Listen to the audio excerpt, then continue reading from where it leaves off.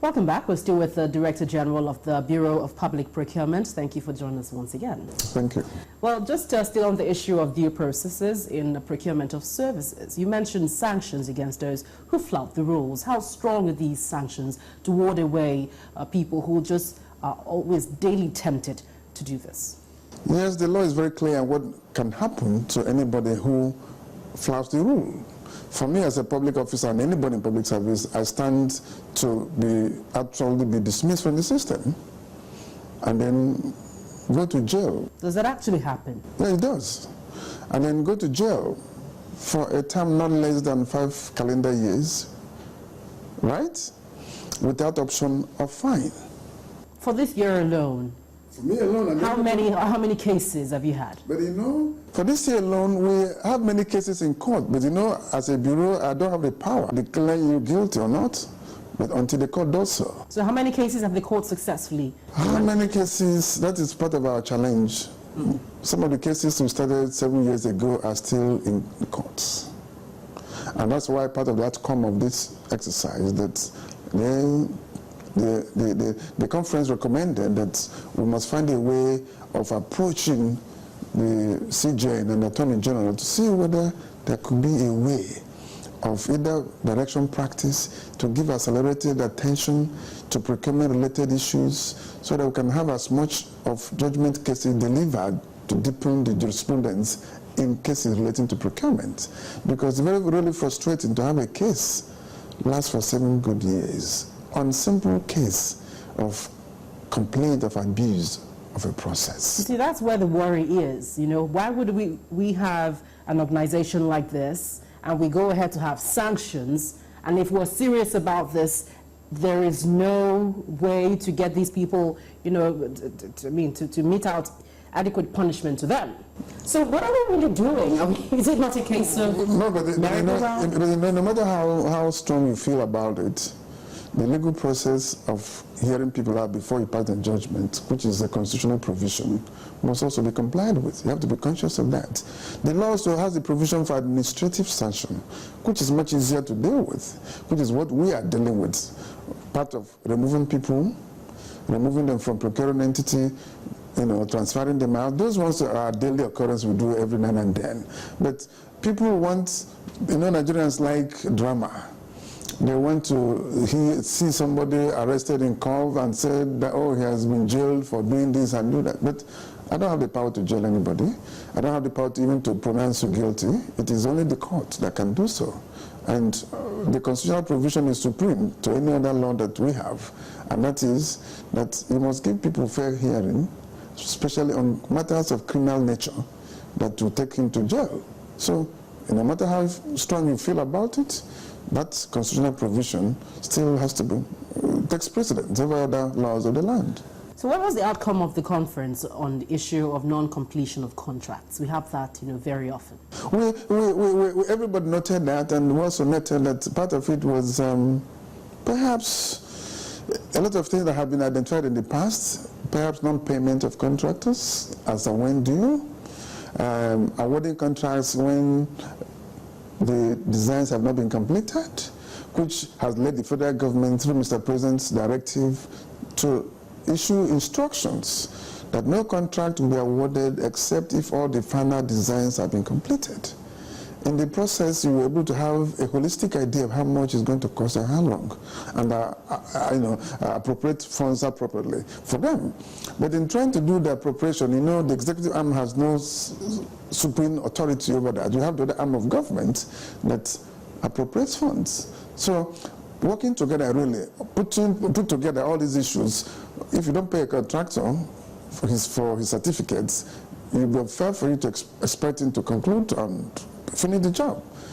While in other clients where you can easily borrow money at, say, 5% interest rate, if he has to borrow from Nigerian banks, he has to pay between 20 to 21%. And if he borrows that, he has to add some for his own profit. And by the time you know it, you'll be hitting 30%, and that will be extremely, extremely unsustainable because of the interest rates doesn't make it pocket friendly for you to borrow money from the commercial rates to finish those projects. So the President's announcement, is this some solution? Yeah, of course it is, because it has brought some discipline in the system. Right now, even in my office here, if you come here for no objection certificate and I don't see any evidence of final designs, environmental impact analysis, especially for major projects, you don't get the contractor approved for award. So you see, we're just wondering right now, do you think this due process has really addressed corruption in a large scale? You see, the best way to address corruption is for everybody to key into due process, because it is stopping the crime from being committed, rather than what you have now. When something happens, then begin to pursue the person.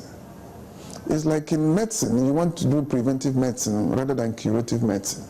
By spending a lot of money on educating people on lifestyle, eating well, and all that. In the process, you reduce the possibility of people getting sick. And so, same thing, due process is a mechanism that will help government fight corruption by putting systems that will discourage people from committing a crime in the first instance. And so with that, you don't need to spend so much money chasing people. After the milk has been spilled on the sand, then you spend a lot of energy trying to recover the sand, the milk from the sand, and at the end of the day, nothing happens. So it's better you spend little money stopping it. And that's why Mr. President has approved the deployment of technology in what we do through the categorization and classification of contractors. These are all the mechanisms we're putting in place to ensure that as much as possible, we prevent corruption rather than fighting it. Fighting it means it has happened, then you begin to arrest people, put them on chains, carry them on television, and then take them to court, and that's the end of the story. The thing will be there for the next 7-10 years. But if you spend a little money out of it and educate people, encourage them, then you won't need to go to that extent. And then people will be fine. The whole country will be better for it. And that's exactly what we're doing. You know, now you mentioned categorization of contractors. It brings me to this. Is this not some form of discrimination in any way? Discrimination? No, it can be. All over the world. Players of the same grade play, even in Premier League. There's Division 1, there's Division 2, there's Division 3. And people graduate from one division to another, depending on their capacity and competencies and performances. There are contractors who can build bridges.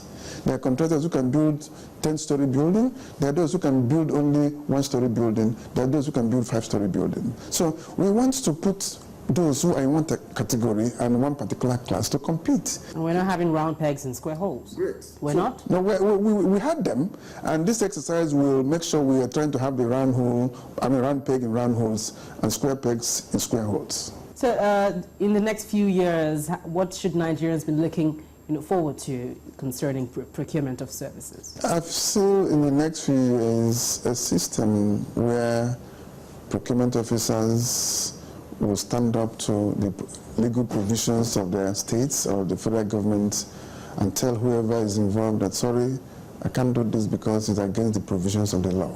Very well. Thank you very much, Mr. Emeka Ezeh, Director General of the Bureau of Public Procurement. Thank you for joining us. Thank you very much. Thank you.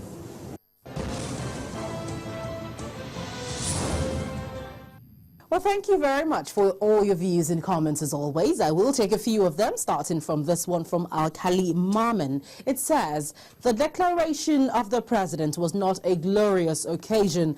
I may not know the intention, or was it a coincidence that he declared after the Yobe killing?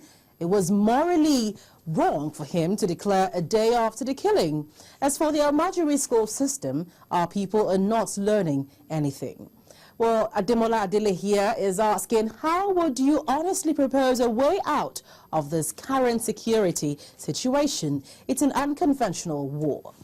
Well, thank you very much for sending in your views. Continue to send us your opinions using the address and Twitter handle on your screen. And don't you forget, you can view the program on youtube.com/channelsweb/videos. So you can make your comments after viewing the current video as well as older episodes of the program. I'm Gloria Umezuki. Thank you for watching and see you again.